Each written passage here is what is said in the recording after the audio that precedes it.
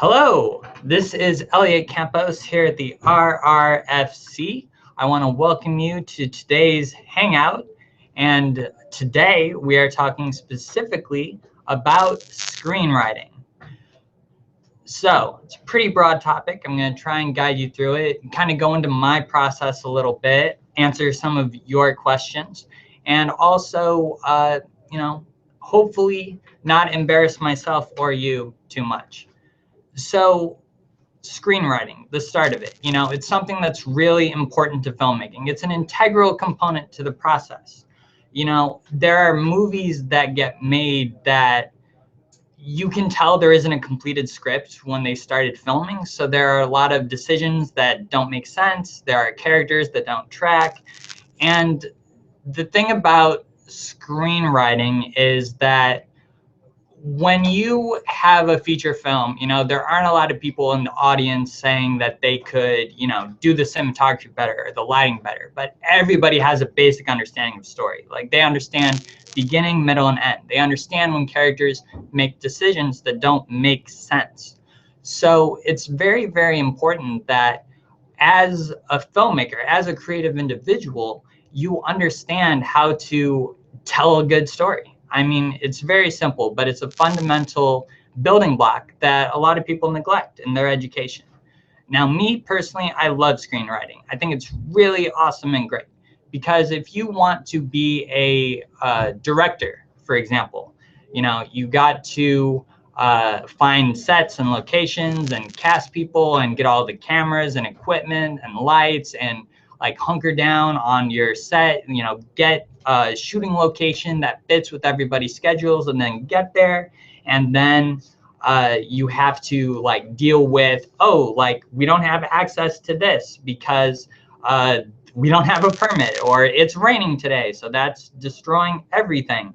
So there's a lot of frustration with directing, whereas, real quick, I apologize if I look like Casper the Friendly Ghost here with this lighting. It seems to be getting a little intenser. I don't know what's happening, but I'm sorry, I don't tan a lot. But anyway, what I was saying is that with directing, there's a lot of issues that come up. It's a very stressful thing, but with screenwriting, you're the boss, you're in control. To give you quick sidebar, you can also send in your questions, either call or type them in, and I will respond to them. So be sure to do that as well if you're totally engaged. Now, with screenwriting, thank you. With screenwriting, you are in the driver's seat. Like, you have power. You're not subject to, okay, I got this camera here. I have today to shoot it. I have to get this scene shot in an hour, and then that's it. We're done. This is the footage I have. With screenwriting, you write something, and then you can rewrite it and rewrite it again and again and again until it's really super good. Shooting a scene, you have to reorganize these elements, and a reshoot is very costly, very expensive. A lot of people don't do that. With screenwriting, you have the power to make it as good as possible. And if you don't get it right the first time, just rewrite it again and again. So let's get into the process now of how to write a script, like from beginning to end. So the first thing you need to write a script is an idea. Now, that's a big question, like, where do ideas come from? And there's no real answer to that. I mean, I encourage you to get a notebook and just jot things down, like random thoughts that come to you during the day. A lot of time, some of the best ideas will come to you, in the shower or when you're falling asleep at night. Like, ideas just come whenever. These ideas can be as simple as like a type of character or like a setting or location that doesn't get used a lot. Somebody might want to write a movie about the garbage man or something, or maybe they want to do like the garbage man goes on vacation in the Bahamas. Like, what happens? Like, I don't know, but it's just like some kind of spark that interests you, like some element of the material speaks to you and gets you excited. because writing a script is something that's going to take months, if not years. So if you're just like, well, I don't know, I guess I can make that into a movie, then that enthusiasm is not going to last you for that entire super lengthy process. So you want something that really captures your imagination, that gets you excited and makes you want to bring this to life. So I would also say that with your idea, you're going to want to find a way to do something that's fresh and exciting. You know, sometimes someone will say, well, my script is about this innocent man who was wrongly accused of a crime, and now he's on the run from the cops, and he has to prove his innocence. And it's like that, like you could make a really good script out of that. Like that's a story that you can tell probably well, but a lot of people have told that story many, many times. Like, you know, The Fugitive won an Oscar. You know, it's that kind of story isn't secret, isn't like, oh, wow. Like you need to find like a new way to tell that story or a new way to tell a different story. To give you an example from my own storied career, a couple of years ago, I write a lot of like horror and sci-fi, like silly genre stuff. And after I finished one script, I was usually after I finish a project, I spend a couple weeks, you know, agonizing. I'm never going to be able to write something again. This is probably it. I have to start working at, you know, Sears and Roebuck or whatever. But I thought, like, you know, zombies are really popular right now. I like zombies a lot. Like, could I write a zombie movie? And so at that point, it's very much like, okay, like there's so many zombie things. Like there's, you know, this huge hit TV show on AMC right now, Mad Men, I think it is. This, you know, zombies are everywhere. And when I decided I wanted to write a zombie script, my first immediate goal was, okay, how can I do a zombie script that's going to, you know, stand out from the crowd a little bit? And the way I did that was I found an interesting location for a zombie outbreak that I'd never seen before, and an atypical set of characters for that kind of situation. I sent in for coverage, and one of the first remarks I got, coverage being a professional script analysis, and one of the first remarks I got was, wow, like this character is super dynamic and interesting. Like I love her. Like I've never seen somebody like this in a zombie movie. And that's what you want to do. Like you want to find, you know, all these stories have been told over and over and over. You know, it's hey, here's the main character. They have this goal. There's problems standing in the way from completing the goal. You know, there's an antagonist who's out to get them, or, you know, they're in love with this person, but the other person doesn't feel the same way. But at the end of the day, the main character wins. You know, everybody hugs and kisses, fade out. Like this, like every successful movie, like every story, like you can point to, you know, dozens of like, well, this is a new version of this story. Like there's nothing new under the sun, but what you want to do is find a new way to hit the same themes. All right, so after you have this idea, what to do next? Now, everybody has their own process. Everybody has their own method. Some people feel that the best thing to do is to just dive right into the script, to open Final Draft or Celltext or whatever kind of screenwriting software they have and just start writing the script. Fade in, interior, bedroom, day, go. And I think, in my experience, that does not work well. What happens is that beginnings, the first act using the 3-act structure, the beginning is always super easy to write. You introduce your characters, you get the story on its 2 feet, and then it just kind of, like, this is where people get writer's block or they hit a wall because they don't know where to take things. When you are writing a script, you're making decisions and it feels more concrete. With the with every word you put into that script, you are making a decision that you're going to carry through for the rest of the script. So when you make a decision on page 1 that the main character has walks with a cane because they had surgery that went wrong. I've been watching House lately. When you make a decision that your character walks with a cane, like you're going to have to carry that through the rest of the script. And maybe when you get to page 50, you're like, oh no, they shouldn't have a cane. They should be in a wheelchair. Or maybe you want to dial it back. And it's like, oh no, they need to be able to have the use of both legs so they can run away in this scene. And what that means is that you get like, oh, well, I'm going to have to rewrite, you know, everything that I've been doing. So you double back and fix everything. But with screenplays, every decision you make in the early pages, it has like a ripple effect through the entire thing.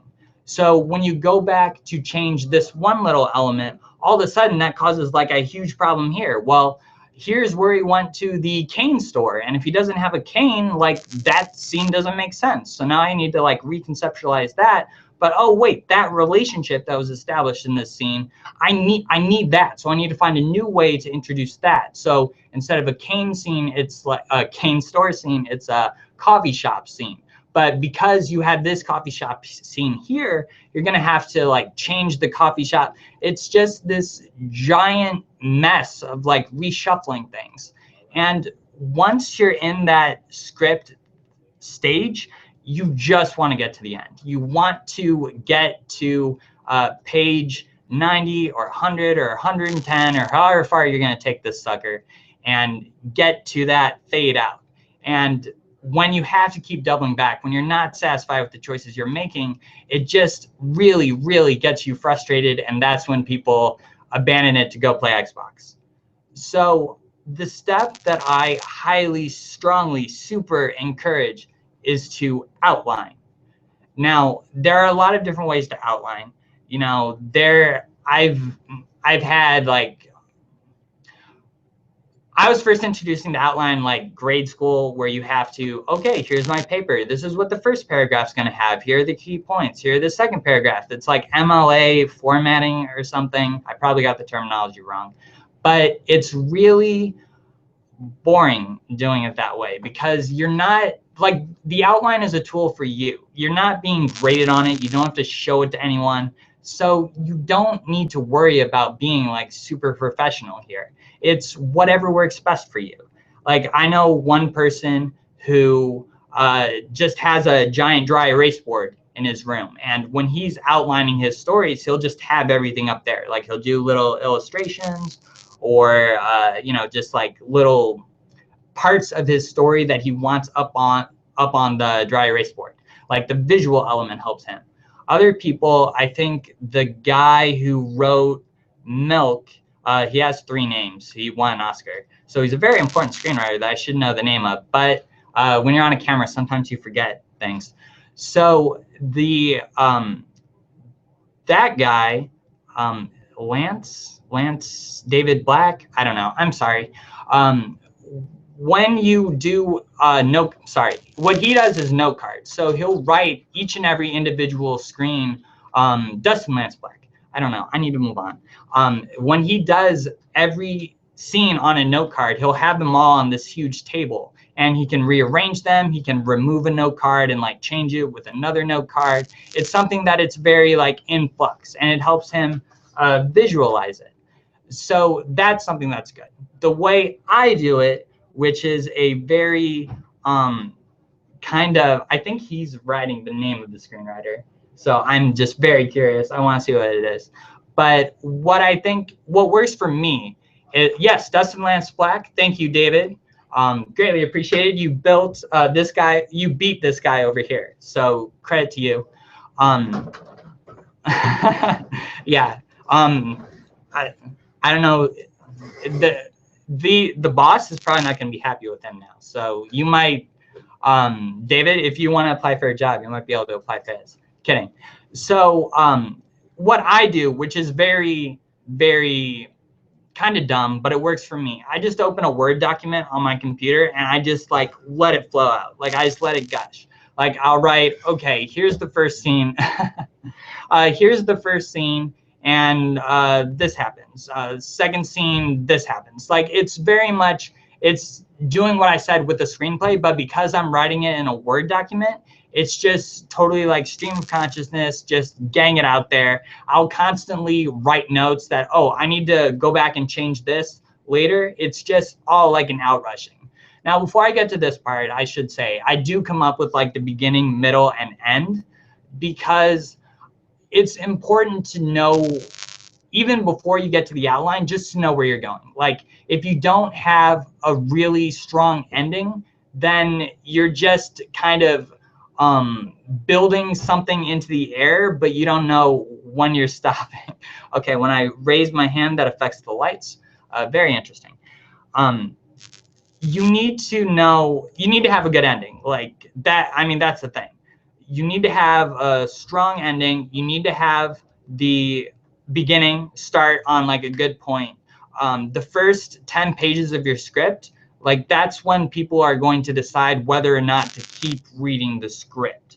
So there are some people who keep things pretty low key until like page 30 when the action kicks in, and that doesn't work, because it's kind of like with YouTube videos now. I don't know if you're like this. I certainly am like this, but I'll start watching a YouTube video, and even if it's only like 5 or 6 minutes, like after a couple minutes, I'm like, okay, I got it, whatever. And I'll just like go on to something else. Our attention spans are not that great anymore.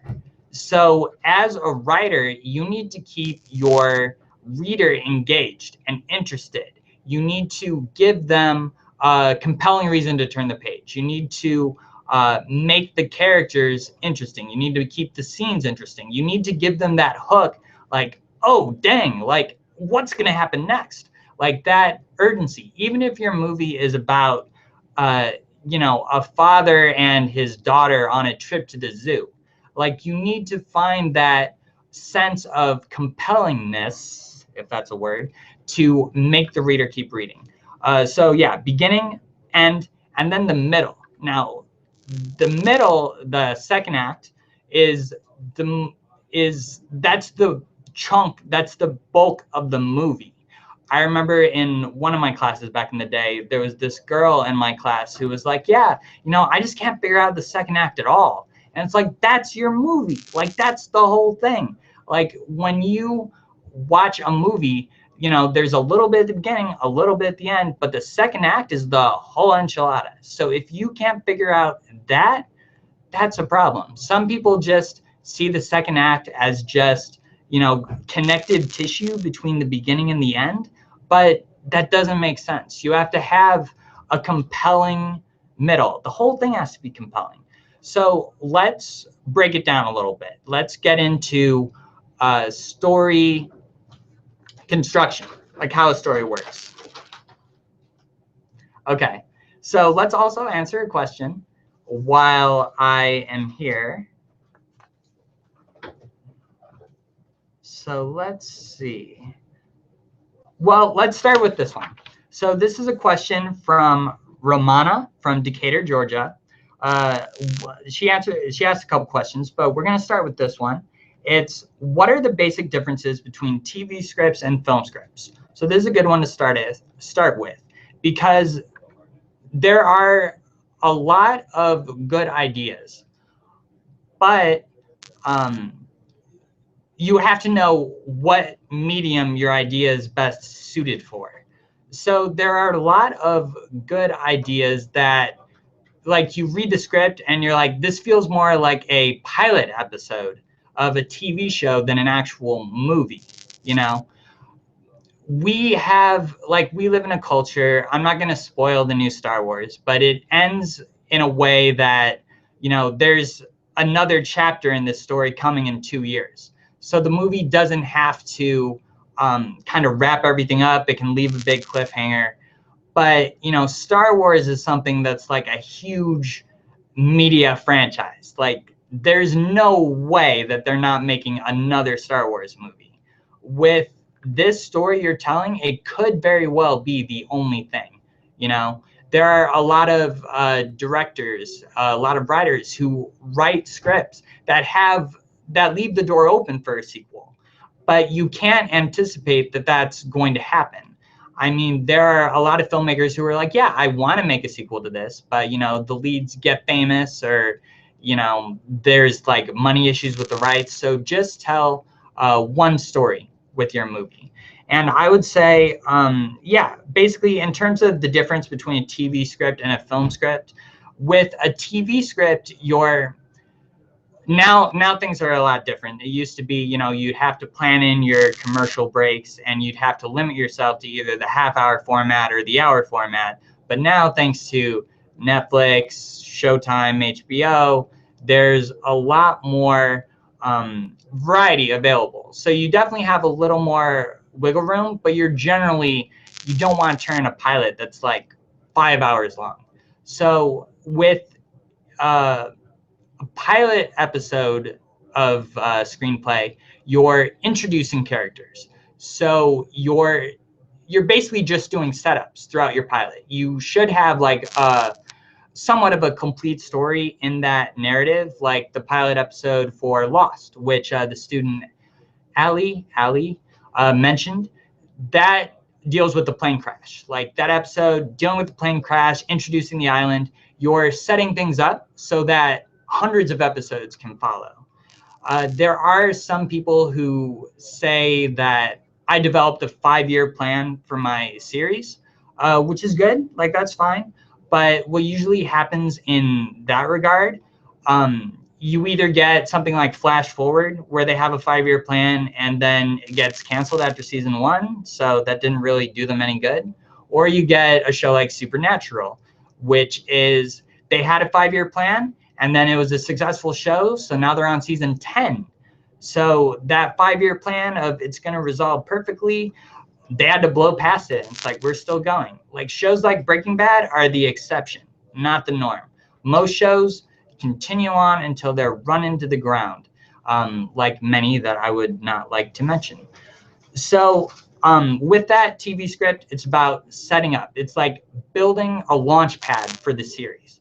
Whereas if you get a feature film script, you are going to tell an entire story, beginning, middle, and end. It needs to be self-satisfying all by itself, and it needs to tell a complete story with a complete arc for your characters. So we're getting some questions in, but I do want to run through this really quick. Basically, with your first act, that's just introducing the characters.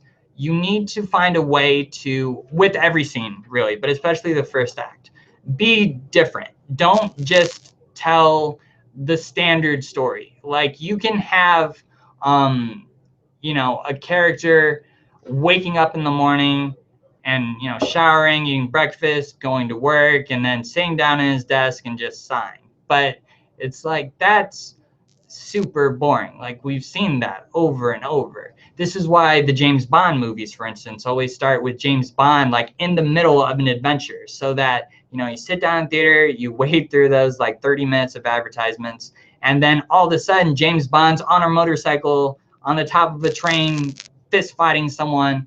It's exciting and it makes you want to watch the movie. So your first act, you set up the characters in an interesting way. You know, find something in your characters that is unique and different, that makes them stand out. They're not the regular kind of person. And also give them strengths and weaknesses. Like, hey, these are the reasons this person is cool. And hey, here's the problem that's holding them back. That over the course of this journey, the journey being the movie, that they're going to resolve and work through. So to give you an example that I like spitballed over last night, I guess. So you have this guy who's he grew up on a beach and his mother drowned. So he's always hated the water. He moved away, but then like when he gets older, his dad is sick. He has to move back to the beach area to, you know, be with his father as he passes. And while he's there, he reconnects with his sister, who he's been very distant with. His sister has a daughter. You know, the son has never, you know, made that connection with someone. So this is the first time he's ever, like, you know, really been with a child. So he's really kind of awkward interacting with her. It's kind of like, okay, it's kind of an interesting situation. Maybe you don't feel like that. It's pretty much, Bezzy wants to know how long this is going to be. It'll be about an hour. So there's about a half hour left. Hopefully I'm not too boring for you. So with the with that setup, you have, okay, there's some friction. You know, you have the character, like, he's returning to this place that he's very he's uncomfortable with it because of all these family issues. And then you need the inciting incident, which this is where, if this inciting incident didn't happen, there wouldn't be a story. So it's what kind of launches things to the next level. So this is where, like in E.T., when Elliot, no relation, finds the alien in his shed. Or it's when the first shark murder happens in Jaws or something. It's when, like, things take off, where, like, oh shoot, now, like, there's something happening, you know. With this, it's where all of a sudden, like, your reader is going to say, like, holy cow, like, what's going to happen now?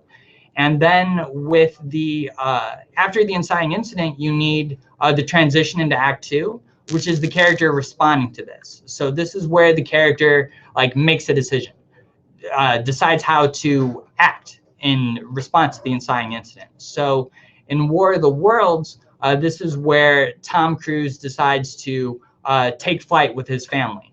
You know, that the inciting incident was the aliens attacking small town America, wherever they lived, and then him getting Dakota Fanning and Justin Chatwin, I believe, into the car, and it's like, we're taking off. Like, that's the transition to Act 2.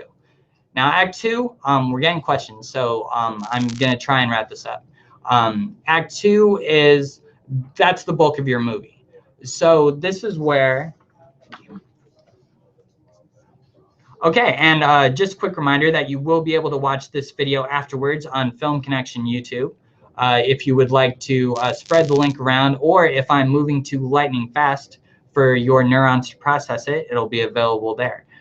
Now, anyway, so the second act is the bulk of your movie. It divides up into two parts. The first half, using Blake Snyder's terminology from the book Save the Cat, which is very good, is the fun and games part. This is the promise of your premise, where you're kind of showing, okay, you came to this theater expecting this kind of movie, this is what it is. I believe the example he uses in that book is Legally Blonde. You know, that's a movie about this, you know, this California girl, you know, blonde, pretty, like, people assume that, you know, she's kind of flighty, but she winds up going to Harvard, which, you know, is a very respectable college. So the second half of the first half of the second act is all about, like, getting the most out of that. Like, okay, she goes to class and she behaves in an unexpected way. Like, you know, she interacts with her peers, unexpected funny things happen.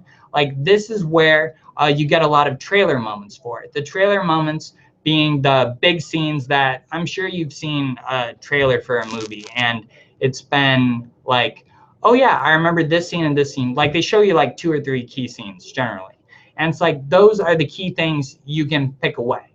If it's like a vampire movie, these are where some of the big vampire attacks are going to be. Or this is where, this is where, like, Edward and Bella are going to be playing baseball on her family's farm or wherever they lived. Like, this is just where it's about exploring the premise, like seeing what you can do in this space. Like, there isn't a lot of forward momentum, but it's about getting the most out of it and figuring out, like, what this new world that the character has entered into means.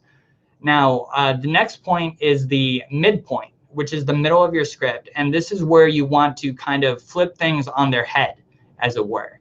So the example would be Tootsie. It's a comedy. Dustin Hoffman is an actor who decides to dress in drag as a woman to get a role on a soap opera.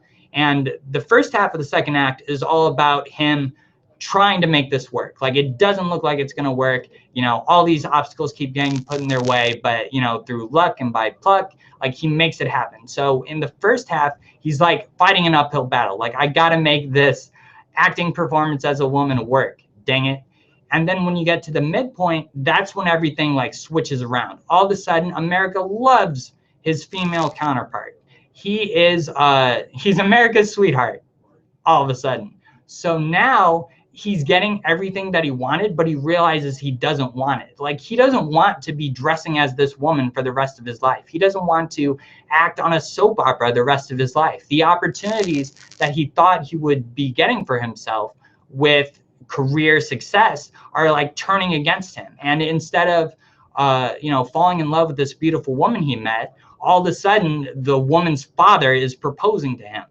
The second half of the second act then becomes about all these negative things happening to your main character. It's when you really, really pile on. Like, this leads to like the dark night of the soul and the character's lament. This is in the film Toy Story. This is when Woody and Buzz are trapped in Sid's bedroom, the evil kid next door who tortures his toys. You know, there are all these mutant toys, the baby with like one eye and the spider legs. And they're just like, all is lost, man. Like, you got to push your characters down, like put some weight on them so that when you get to the third act, that's all reward. Now, the second half of the second act, I usually have trouble writing it a little bit because after you spend so long with your characters, I mean, you kind of fall in love with your characters a little bit. And in the second half of the second act, you're just piling on, you know? It's not just like physical torture, it's emotional torture, you know? This is the kind of thing where like their best friend dies or their child gets ripped away from them and they've got to find them. This is where, you know, stuff really starts piling on. And then when you get to the third act, I love third acts. Third acts is all reward. Like I said, I write a lot of like horror genre stuff. So this is where the heroes like muster it up and do the final battle. And when you get to the final battle, for me, it's just like a snowball. Like, you're just like, okay, this happens, this happens, this happens.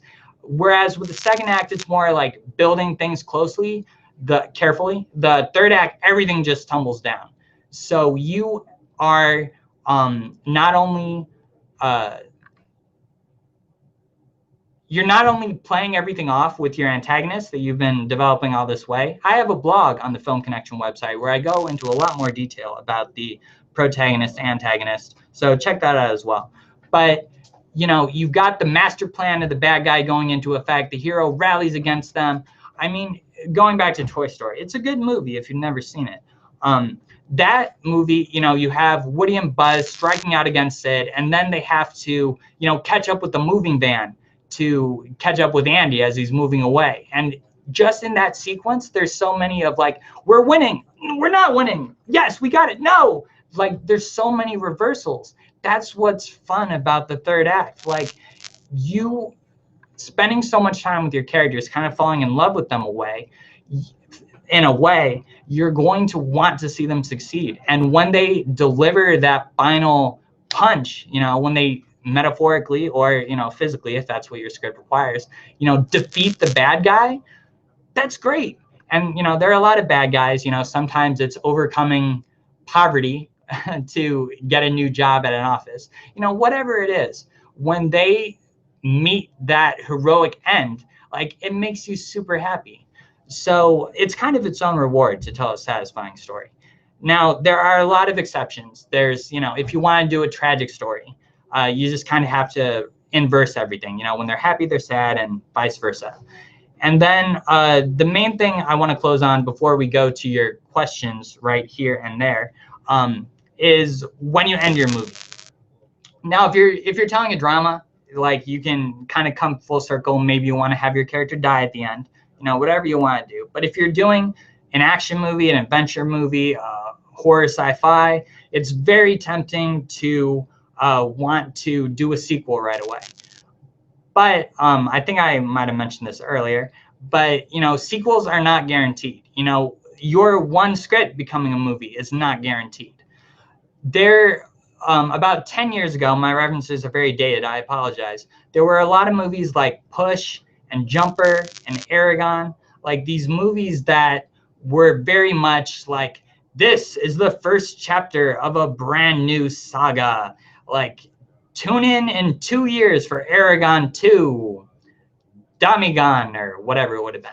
And it's like these movies, they underperformed at the box office. So they never had a sequel. So when you watch them now, it's just kind of like Schadenfreude. Like, oh, brother, like these guys, like they thought, we were all going to follow them, and America did not.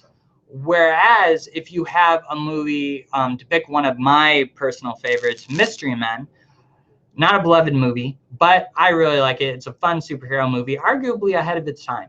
But what's nice about that movie is that, it creates the superhero team. It, gives them a bad guy. But at the end of the movie, they kind of, tie everything up so that, theoretically, Hollywood could have made a Mystery Men too. But since they didn't, because the movie underperformed, you can still watch Mystery Men and be satisfied by it. You might not like the movie, so you're not satisfied, but we all have our different preferences. So let's look at some of these questions here. All right, so David has a question.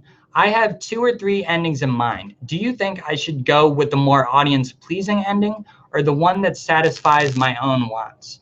So this is a very good question, David. When it comes to your ending is huge. Like, that's what you want the audience to take away from it. Like, that's kind of the message that you're conveying. So I would say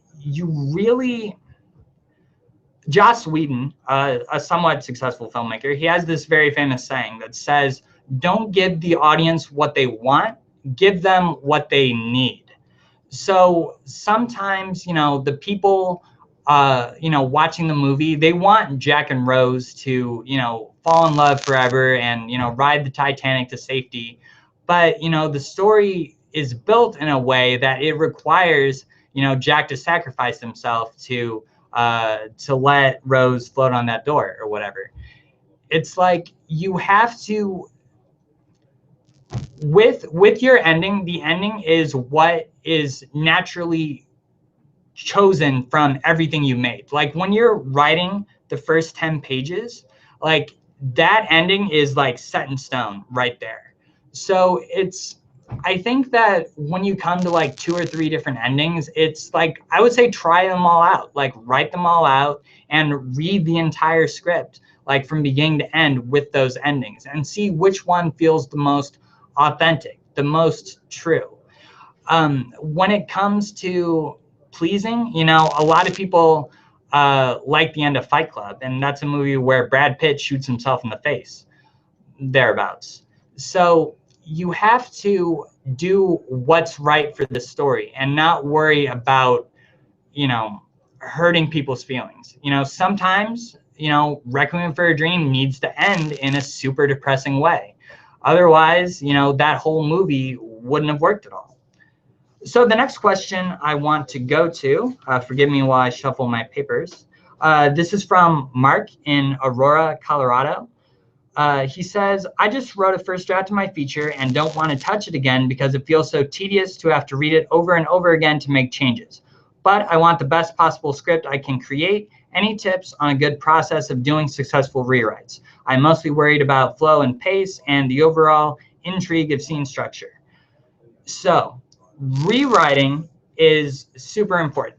Like, no first draft is great. Like, that never happens. Like, every good script has been rewritten multiple times.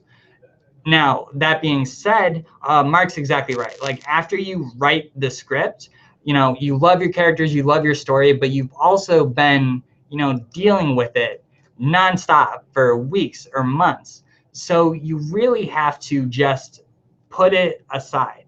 What I do when I finish a script is that I send it out to my friends, my colleagues, as it were. I have a lot of people who, are similar filmmaker mindsets. So I send it out to them to get their feedback. And what that makes me feel in my brain, like, well, now I'm waiting for feedback, so I don't have to do any more writing. So it makes me feel like I'm waiting with purpose and not just being lazy and watching Netflix.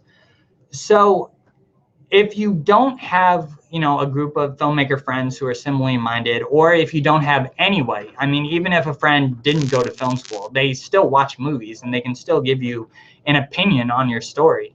What I would encourage would be one of two things.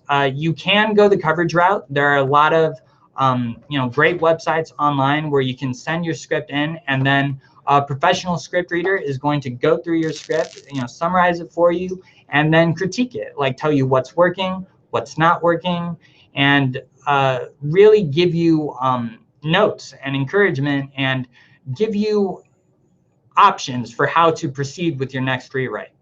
The other option would be to join a writer's group. Now, you can look on Facebook or meetup.com. There are people who want to write everywhere. So, try and meet up with them somewhere. Or, failing a person-to-person meeting, if you can find someone online to connect with, like, hey, I'll send you my script, you send me yours. You get to not only, get feedback from another person, but you get to look at another script and see what they're doing. Like, see how, like, okay, like, they're making this mistake. Am I making that same mistake? And before I move on to the next question, I do want to say that when you send your script to people, you're going to get criticism. Like, people are going to tell you, I don't like this, or, this stinks, this sucks, I hate it. And that's really, really tough. Like, as a writer, you've spent so long trying to make this perfect thing, and then you send it to someone who just, poos all over it. It's not fun. But, it happens. If you're an actor, you're going to get this in auditions. People saying no to you over and over and over. When the writer version of that is you send your script to somebody and then you never hear back from them. It's just dead silence. And so, at a certain point, you just have to get used to it. And what I would say to do, like, I've written scripts that, like, I loved it, and then I sent it to a friend, and they just, sent me an email with the riot act. Like, I did this wrong, this wrong, this wrong, this wrong. And it really hurt my feelings, because I wanted people to like it. But, at the end of the day, you're not writing the movie for yourself. If you were writing it for itself, you would just write it and then, just hit save and then, lean back in your chair and relax. You're writing this screenplay so you can connect with the larger audience. So one of my last scripts, I sent it to 2 different people, and they both told me that the same scene wasn't working for them. So it's like, all right, that scene makes sense to me, but clearly multiple people are having problems with it. I need to fix something there, because you have to recognize that just because things make sense in your head, it doesn't mean that it's connecting with everybody. All right, so let's take another look at the question log here. All right.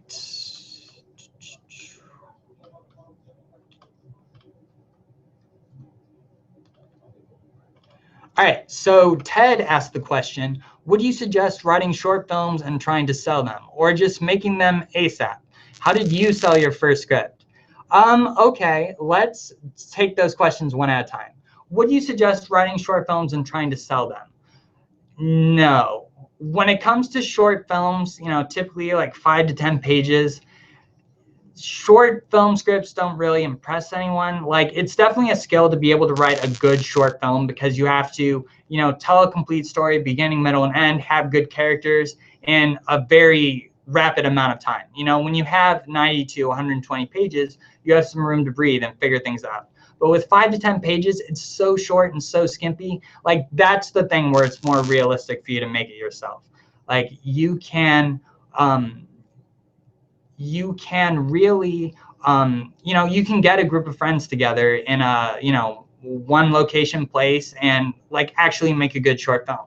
There are a lot of filmmakers who get their start by making a good short film that gets noticed. Short films are practical. It's something, it's called a calling card in the industry. You know, make a good short film, especially nowadays with like YouTube and Vimeo, like stuff gets out there, gets passed around. You know, South Park, for example, that was a short film that Matt Stone and Trey Parker made, and you know, sent it around the industry, and they got noticed and people jumped on it. So I would say if you want to go the short film route, it's a lot better making them as soon as possible. How did you sell your first script? Still working on it. If you're interested, give me a call. Let's see here. All right. So Joseph said, from what I've learned, to make it easier is to rewrite as you go. Again, everybody has different processes. If you want to keep rewriting, you know, whatever works for you. Like at the end of the day, nobody's going to judge you on how you're doing it. Like it's, you know, some people are like, well, I have to, I can only write like these hours of the day. And it's like, that's fine. Like everybody has their own process. If that's what works for you, great. Everything I'm telling you here today are, you know, good guidelines to work from, but like, you know, Barbosa and Pirates of the Caribbean, they're just guidelines. If you, you know, are telling a story and it's going to work a lot better if you zig where most people zag, that's totally cool. So you can definitely make that work. So I want to answer this question from River in Rialto, California. What are a few things you should keep in mind when pitching your idea to a producer or anyone for that matter? So this is really good because when you go to parties or mixers or box socials, you always wind, well, me anyway, I always wind up talking to filmmakers, directors, writers, and with that, you always, here's the thing. There's a thing called a log line, which is a synopsis of your movie in one sentence. Basically, it's just like this kind of character has this kind of problem. You know, a New York cop goes to LA to his wife's company Christmas party, and the building gets taken over by terrorists. And now he has to, you know, defeat the terrorists and rescue his wife. Die Hard. I didn't make that up. And it's like that, like, if you say that in a more relaxed manner and not quite as rapid fire as I did, that's something that can get somebody interested and like, oh, cool. However, if you're talking to somebody and you say, well, it's about this cop from New York, you know, he's coming to Los Angeles to see his wife, you know, they've been separated quite a while. You know, he comes to the airport, the guy next to him in the seat tells him that you gotta take off your shoes and make fists with your toes on the carpet to like get rid of that air sickness. And he gets in this limo with this driver, Argyle, who's really funny. You know, he plays good music and he's really friendly. It's like at this point, the person you're talking to is bored.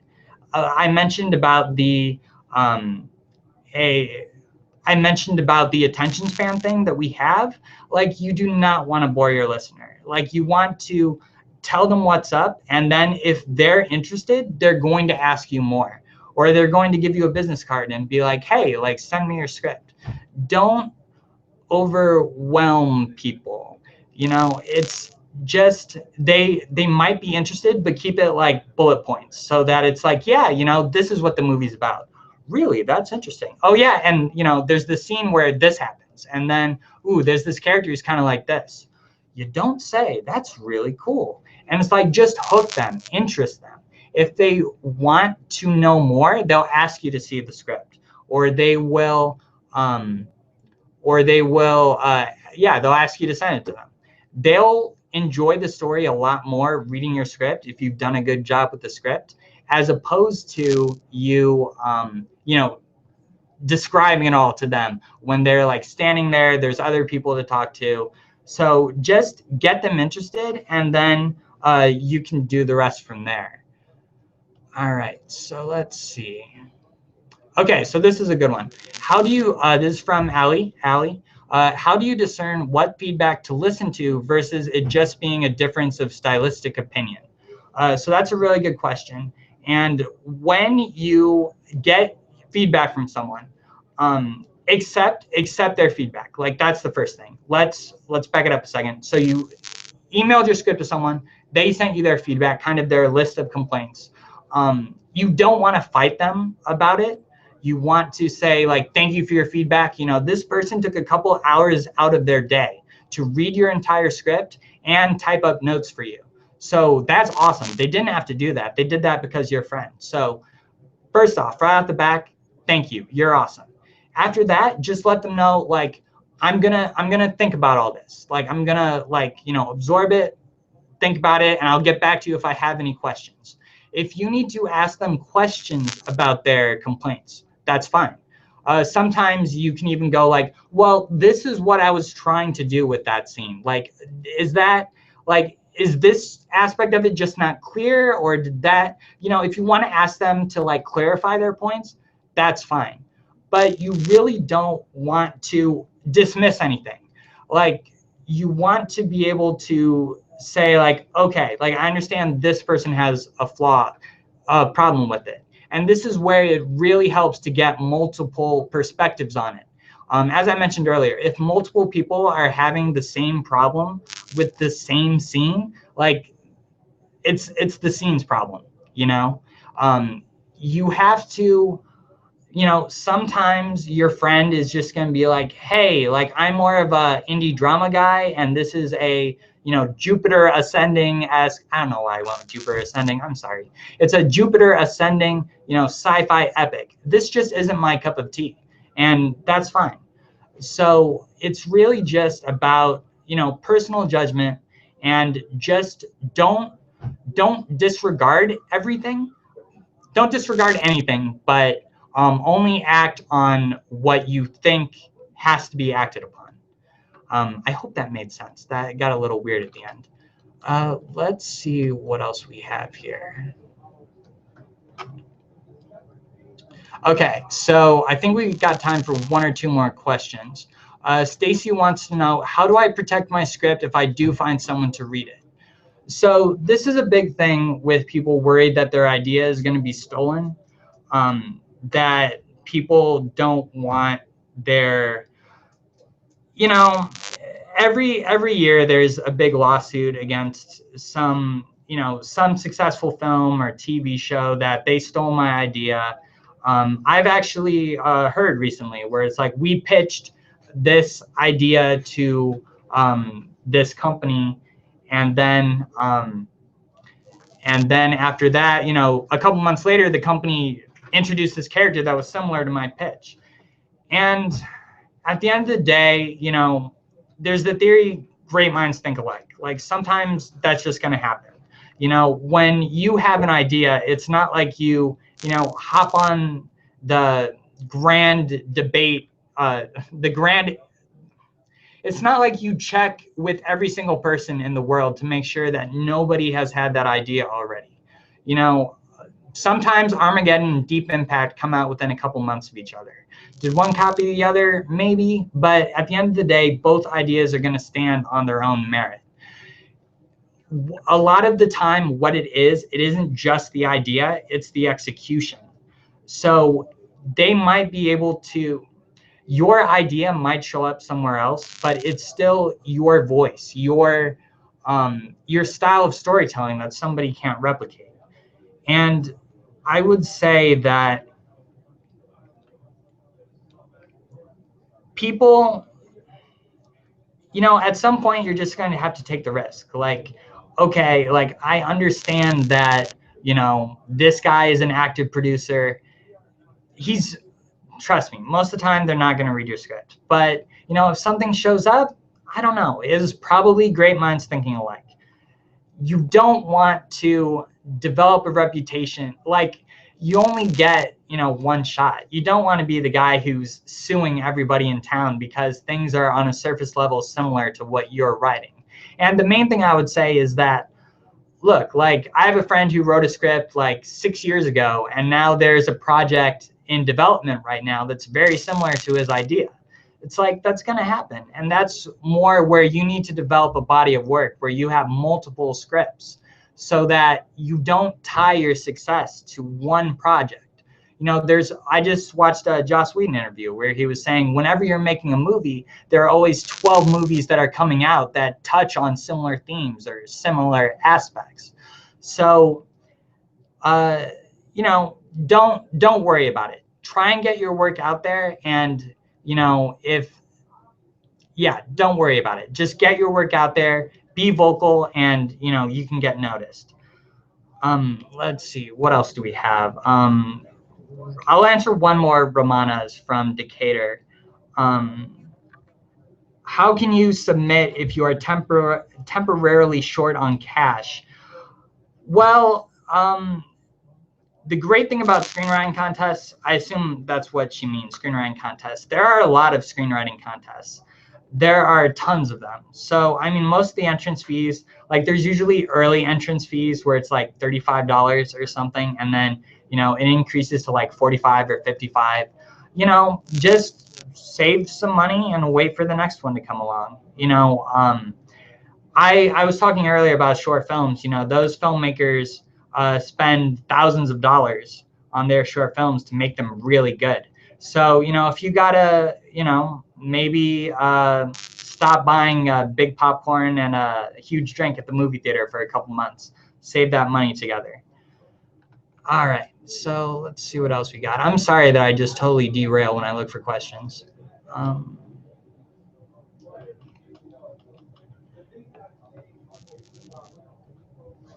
Yeah, and I mean, one student mentioned, you know, going to the WGA website and registering scripts. Like, you can copyright scripts too. Like, there's stuff you can do, but it's, I mean, yeah. I mean, it's good for, you know, having it like in the system, but, you know, I wouldn't say like don't copyright like everything you do. Don't WGA register like every single thing you do. Part of the thing when you're oh, and don't put your copyright registration number or your WGA registration number like on the script. Do not put that on the cover page of your script. That just makes it look a little like this person's like really super scared that they're going to be, you know, ripped off or something. It's not the biggest deal, you know. That's more for like, you know, studios that need to have like this stuff locked down. When you're starting out, you know, just worry about writing and building your skills. All right, so GB, hopefully that's not George Bush. I don't think he's a filmmaker.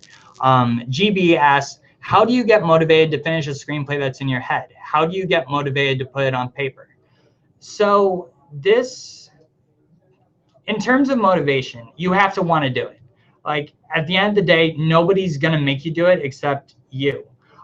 When I write scripts, I mentioned I come up with the idea, and then I do that outlining. And that's me every day sitting in front of the computer, spending half hour, however long it takes until I get some stuff out. You know, with our short attention span, I keep mentioning it because I think everybody has short attention spans and won't remember it. With our short attention spans, it's very easy to, oh, let me look at that YouTube video, or, ooh, I have a Facebook update. Like, ooh, I gotta check this. So you keep like jumping off the Word document, but you just have to buckle down, focus. I only write for like a couple hours each day because, you know, after a while, you just notice that, okay, I'm not staying focused anymore. I'm not getting anything done. I should just, you know, go off, do something else. It really is a matter of doing it every day, like being consistent. You know, some people feel like I'm only going to write when I'm in the mood to write, when I only have these, you know, specific set of circumstances available. That's the only time I'm going to write. You just have to make it happen. You have to sit down, and after a while, like for me, I get to the point where like I have, you know, part of me is just like I have to write. Like I just have to write before I can relax for the day, you know. And what I like is on Saturday or Sunday, I can start writing like first thing in the morning, and then it's like I'm done. Like I did my writing for the day, and now I can just, you know, go off with friends or, you know, watch a movie or something. Like, in terms of being motivated, sometimes it it is a grind. Like I get to scenes that I just don't know how to write, don't know how I can get this out there. But this is where, because I've outlined the thing so extensively, I know that, okay, like this scene sucks, but like I know what it is. I know what the characters have to say. I know what has to happen in this scene. I just need to, pound it through. And then after you get down a couple pages, you're just like, all right, I'm done for the day. And then, if you write a couple pages every day, like you turn out a script and you get stuff done. So it's diligence on your part, even when you don't want to, make yourself right. If you can't police yourself to do it, nobody else can. Let's see. A lot of people had suggestions for that question too, so that was really good. All right, so Bezzy here. Once I finish my features, Bezzy edit. Sorry, I didn't mean here. Once I finish my feature script, how do I go from there? I want to direct my own screenplay. Do I get an agent? How does it work? Well, there are a lot of routes to take. I mean, at the end of the day, there's no like one thing you have to do. I would say if you really want to direct your own screenplay, Robert Rodriguez made El Mariachi. Kevin Smith made Clerks. There are ways to do this. A lot of it is networking with other people. Like no man is an island, no woman is an island either. And you need to have a team in place to be able to create this. You're going to need equipment. You're going to need lights. So that's where you really need to, you asked to get an agent. Like the thing is, you need to, everybody wants an agent. Everybody wants a manager. But you need to get noticed. So a lot of people do this by, winning a screenplay contest, which means, developing their writing abilities.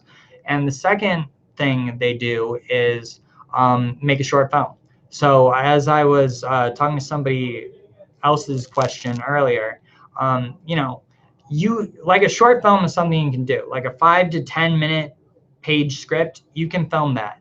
And it's probably not going to be one short film as your ticket to success, but make a lot of short films, develop your skills. I mentioned the El Mariachi and Clerks, those examples earlier, but those are the exception rather than the rule. Most filmmakers have to make a lot of films before they get their skills to a real noteworthy level. And the other thing is that get into the industry however you can. A lot of people start off as a production assistant. Others start off as somebody's assistant. I don't know if it was Zach. It wasn't Zach Penn. It was somebody in the Fox Studios. Like he was an assistant. He gave script notes all the time. And then eventually they're like, hey, why don't you write this script? And he's like, okay. And he wrote that script. They liked it. So they had him write another script. And all of a sudden he has a screenwriting career. So there are a lot of ways. I would say don't look for an agent or manager right away. Develop your skills. Get better so that they'll come knocking on your door. All right. All